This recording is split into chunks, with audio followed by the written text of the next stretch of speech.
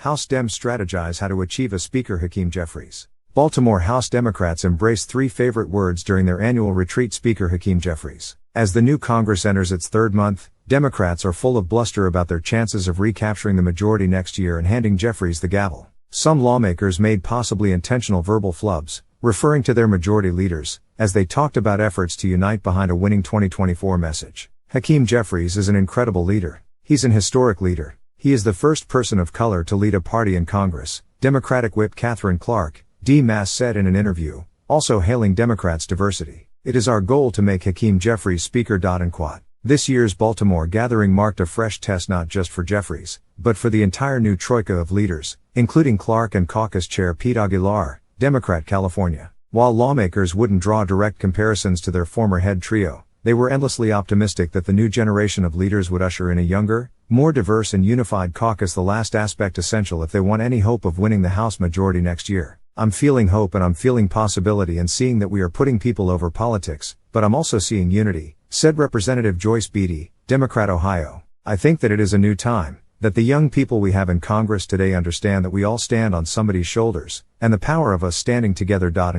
In a similar vein, Democrats are hoping to give members the tools to be successful in the minority, as one retreat session advertises a particularly important lesson for the more than one-third of the caucus that has thus far served only in the majority. The panel will teach House Democrats how to effectively question witnesses in hearings and feature media-savvy lawmakers such as Reps. Alexandria Ocasio-Cortez, DNY, Ted Lieu, Democrat California, and Madeline Dean, DPA. Representative Sylvia Garcia, Democrat Texas, lauded the hell of a conference Democrats organized. I've seen a vast improvement on the panels, in terms of the makeup of the panels and discussions, she said. And it's good to see that Latino members were on the stage and we were at the table.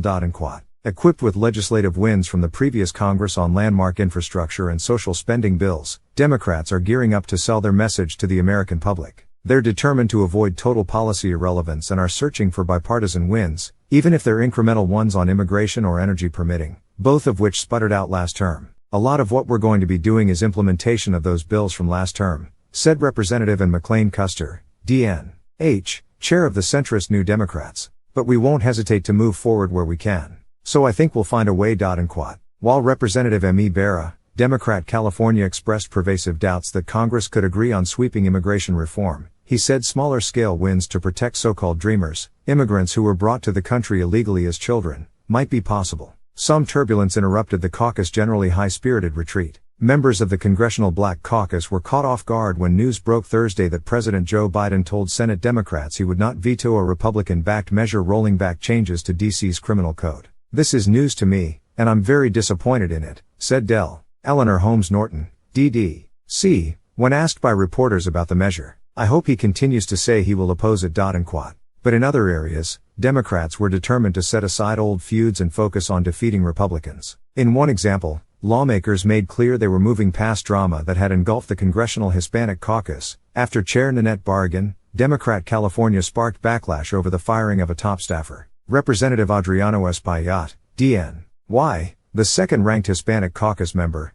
publicly defended Barragan for the first time since the brouhaha. First and foremost, the chairwoman has our full, unequivocal support, he said at a press conference with members of the Hispanic caucus at the retreat. Barragan also told reporters she's working with the other Democratic groups to put out a statement opposing the Biden administration's proposed tightening of the rules governing asylum for immigrants in the U.S. And for those policy priorities that can't be achieved in a divided government, Democrats are readying lists of proposed executive orders to suggest to Biden, including new labor rules to make more workers eligible for overtime pay. Representative Pramila Jayapal, D.Wash, chair of the Congressional Progressive Caucus, said her group was preparing its executive action agenda to present to Biden following their own retreat scheduled for next week. Even as members pressed the White House to act, she indicated they were working in lockstep with the administration. We've gone through this with the White House, she said. Many of the things, not everything, but many of the things on the agenda are things that we know that the White House wants to work with us on. I was telling the guys backstage,